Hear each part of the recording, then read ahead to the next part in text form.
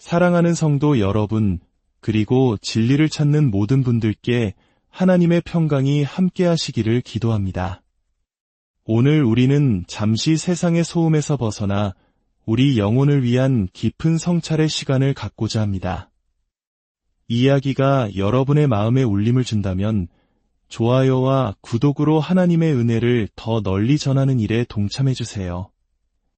여러분의 작은 손길이 누군가에게는 큰 위로와 희망이 될 수 있습니다. 주님의 이름으로 여러분을 축복합니다. 우리는 가짜가 진짜보다 더 진짜처럼 보이는 시대를 살아가고 있습니다. 얼마 전 저는 아내에게 선물하기 위해 시장의 꽃집에서 정말 아름다운 튤립 한 송이를 보았습니다. 너무나도 완벽하고 생생해서 마치 살아있는 예술 작품 같았죠. 가격이 조금 비쌌지만 그 아름다움에 매료되어 망설임 없이 구매했습니다. 하지만 집에 와서 물병에 꽂기 위해 줄기 끝을 자르려던 순간 저는 그것이 아주 정교하게 만들어진 가짜, 즉 조화였다는 것을 깨달았습니다. 어쩌면 우리의 삶도 이와 같지 않을까요? 세상은 온갖 종류의 모조품으로 가득 차 있습니다. 하나의 위대한 원본이 등장하면 얼마 지나지 않아 수많은 모조품이 시장에 쏟아져 나와 진짜의 가치를 흐리게 만듭니다. 2000년대 후반 스티브 잡스가 아이폰을 처음 세상에 내놓았을 때를 기억하십니까? 그것은 단순한 전화기가 아니었습니다. 세상을 바꾸는 혁신이었습니다. 마치 한국의 삼성이 갤럭시를 처음 선보였을 때와 같은 충격이었죠. 사람들은 그 신비로운 기계를 예수폰이라 부르며 경외의 눈으로 바라보았습니다. 하지만 곧 시장의 모든 전화기가 아이폰을 닮기 시작했습니다. 그리고 그와 함께 앱과 소셜미디어라는 새로운 세상이 열렸습니다. 우리는 소셜미디어 속에서 가짜 인생, 가짜 미소, 보정된 사진들로 자신을 포장합니다. 타인의 완벽해 보이는 삶과 나를 비교하며 끝없는 우울감과 불안에 시달립니다. 오늘날 젊은이들이 겪는 극심한 스트레스와 정신적 고통은 이러한 기술의 발전과 무관하지 않습니다. 한 연구에 따르면 현대 대학생들의 불안지수는 2차 세계대전 당시의 정신과 환자 수준과 비슷하다고 합니다. 우리는 편리함을 얻었지만 어쩌면 더 중요한 영혼의 평안을 잃어버린 것은 아닐까요? 판도라의 상자는 이미 열려버린 것 같습니다. 이러한 가짜는 세상에만 있는 것이 아닙니다. 하나님에 대한 잘못된 믿음, 즉 영적인 가짜들도 우리 주변에 만연해 있습니다. 모든 길은 하나님께로 통한다거나 모든 종교는 근본적으로 같은 것을 가르친다고 말하는 사람들이 있습니다. 하지만 이는 진실이 아닙니다. 예수님께서는 요한복음 14장 6절에서 분명히 말씀하셨습니다. 내가 곧 길이요 진리요 생명이니 나로 말미암지 않고는 아버지께로 올 자가 없느니라. 세상의 모든 종교를 한 단어로 요약한다면 그것은 하라일 것입니다. 이것을 하라, 저것을 하라. 선행을 하고 고행을 하고 규칙을 지키면 어쩌면 구원을 얻거나 내면의 평화를 찾을 수 있을 것이라고 가르칩니다. 인간의 노력을 강조하는 행위의 종교입니다. 하지만 기독교의 복음을 한 단어로 요약한다면 그것은 이루셨다입니다. 우리가 무엇을 해서가 아니라 하나님께서 우리를 위해 모든 것을 이루셨다는 것입니다. 예수 그리스도께서 십자가 위에서 우리의 모든 죄값을 치르시고 죽으셨다가 사흘 만에 부활하심으로 구원의 길을 완성하셨습니다. 이것이 바로 다른 모든 종교와 기독교를 구분짓는 핵심, 바로 은혜의 복음입니다. 이제 우리는 성경이 말하는 가장 궁극적인 위조품에 대해 이야기해야 합니다. 바로 적그리스도입니다. 성경은 마지막 때에 한 인물이 세계 무대에 등장할 것이라고 예언합니다. 그는 엄청난 카리스마와 지성, 매력을 가진 지도자일 것입니다. 그는 세계적인 문제들에 대한 임시적인 해결책을 제시하며 평화의 사도로 위장할 것입니다. 성경은 그가 평화로운 때에 많은 사람을 속일 것이라고 말합니다. 사람들은 그를 역사상 가장 위대한 평화 중재자로 여길지 모르지만 그의 실체는 가장 큰 문제아일 것입니다. 그는 사탄에게서 직접 능력을 받은 사탄의 아들이라 불릴 만한 존재입니다. 우리는 적그리스도라는 말을 들으면 흔히 검은 옷을 입고 붉은 눈을 번뜩이는 악마적인 형상을 떠올립니다. 하지만 실제 적그리스도는 영화 속 악당처럼 나타나지 않을 것입니다. 그는 오히려 구원자, 메시아의 모습으로 나타날 것입니다. 여기서 우리가 주목해야 할 점이 있습니다. 적그리스도를 뜻하는 영어 엔티크라이스트의 접두사 안티는 단순히 반대한다는 의미만 있는 것이 아닙니다. 헬라어 원어에서는 대신하여 라는 의미도 함께 가지고 있습니다. 즉, 적그리스도는 단순히 그리스도를 반대하는 자가 아니라 스스로 그리스도를 대신하는 존재가 되려는 자입니다.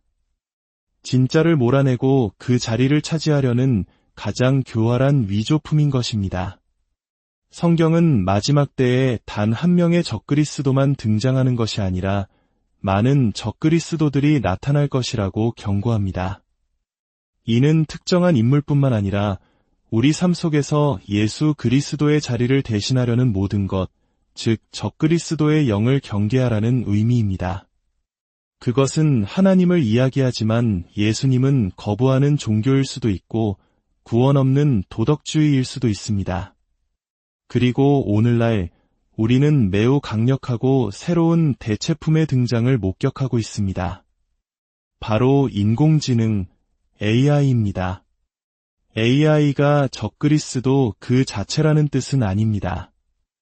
하지만 마지막 때에 인류를 속이는 강력한 도구가 될 가능성은 충분합니다.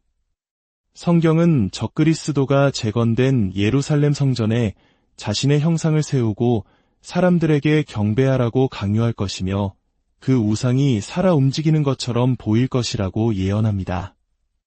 과거에는 공상과학처럼 들렸던 이 예언이 로봇공학과 AI 기술이 눈부시게 발전한 오늘날에는 더 이상 먼 이야기처럼 들리지 않습니다. 어떤 이들은 AI가 실제 친구보다 더 나을 수 있다고 말합니다. 나의 모든 것을 학습하고 나를 이해하며 나에게 맞춤형 위로와 조언을 해줄 수 있기 때문입니다. 우리는 외로움을 달래기 위해, 삶의 지혜를 얻기 위해, 심지어 영적인 인도를 받기 위해 하나님과 그분의 말씀인 성경 대신 차가운 알고리즘에 의지하게 될지도 모릅니다. 이것이 바로 그리스도를 대신하는 적그리스도의 영이 교묘하게 역사하는 방식입니다. 그것은 악마적으로 보이지 않습니다. 오히려 편리하고 똑똑하고 도움이 되는 것처럼 보입니다. 하지만 하나님께서는 분명히 말씀하셨습니다. 나 외에 다른 신들을 내게 두지 말라. 그렇다면 이 모든 가짜와 대체품들 속에서 우리는 어떻게 진리를 붙들고 살아갈 수 있을까요? 해답은 오직 하나, 바로 예수 그리스도 안에 거하는 것입니다. 예수님께서는 내 안에 거하라 나도 너희 안에 거하리라고 말씀하셨습니다. 거한다는 것은 마치 나무가 땅에 깊이 뿌리를 내리는 것과 같습니다. 만약 우리가 앞마당에 심은 복숭아나무를 뒷마당이 더 좋을 것 같아 옮겨 심고 또다시 앞마당으로 옮겨 심기를 반복한다면 그 나무는 결국 죽고 말 것입니다. 뿌리를 내릴 시간을 주지 않았기 때문입니다. 우리의 신앙도 마찬가지입니다. 매일 성경 말씀을 묵상하고 기도로 하나님과 대화하며 교회 공동체 안에 깊이 뿌리 내려야 합니다. 어떤 문제 때문에 쉽게 교회를 옮겨 다니는 것은 스스로 신앙의 뿌리를 뽑는 것과 같습니다. 한 공동체 안에서 함께 아파하고 함께 기뻐하며 서로를 위해 기도해 줄 때 우리의 믿음은 비로소 단단하게 자라납니다. 어떤 분들은 믿음을 고백했다가 교회를 떠나고 신앙을 저버리는 사람들을 보며 구원을 잃어버릴 수도 있는가? 라고 묻습니다. 저는 이렇게 되묻고 싶습니다. 그가 처음부터 진정한 구원을 받았던 것일까요?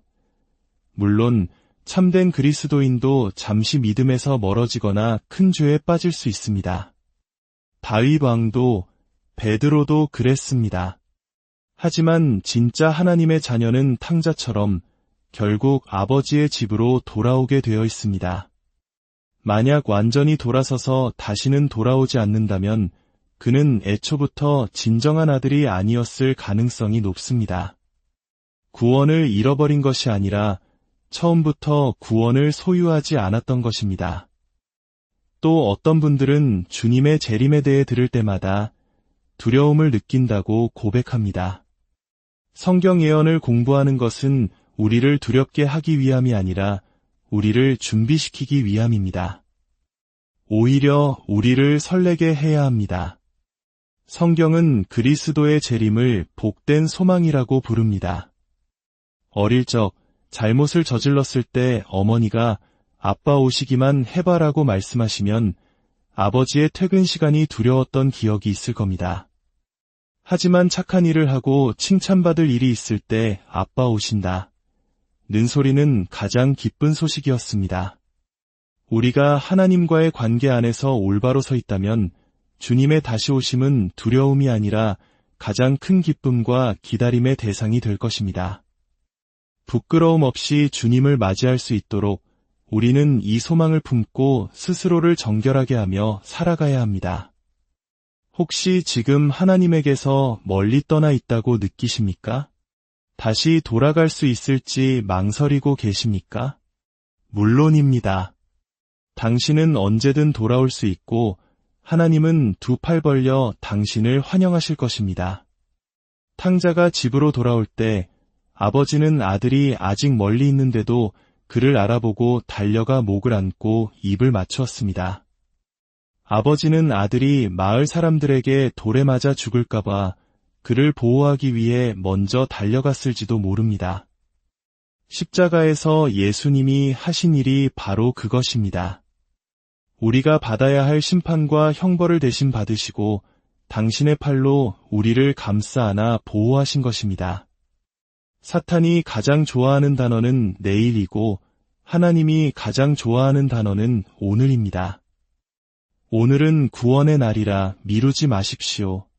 복음의 말씀을 계속 듣고도 마음을 열지 않으면 우리의 마음은 굳은 살이 박인 것처럼 단단해질 수 있습니다. 이제 저와 함께 기도하시겠습니까? 그리스도를 당신의 삶에 모셔드리기를 원하시거나 탕자처럼 다시 주님께로 돌아오기를 원하신다면 이 기도를 진심으로 따라 해주십시오. 주 예수님, 저는 죄인입니다. 하지만 주님께서 저의 죄를 위해 십자가에서 죽으시고 부활하신 구원자이심을 믿습니다. 저의 모든 죄를 회개합니다. 이제 저의 죄에서 돌이켜 이 순간부터 주님을 따르기로 선택합니다. 저의 기도를 들어주시고 응답해 주셔서 감사합니다. 예수님의 이름으로 기도합니다. 아멘. 이 기도를 진심으로 드리셨다면 하나님의 말씀의 권위에 의지하여 선포합니다. 하나님께서 당신의 기도를 들으셨고 당신은 이제 하나님의 자녀가 되었습니다. 사랑하는 여러분, 세상의 모든 가짜와 값싼 대체품에 안주하지 마십시오. 오직 예수 그리스도와의 살아있는 관계 안에서만 발견할 수 있는 참된 생명과 기쁨, 그리고 평안을 누리십시오. 여러분의 삶에 하나님의 평강과 은혜가 늘 함께 하시기를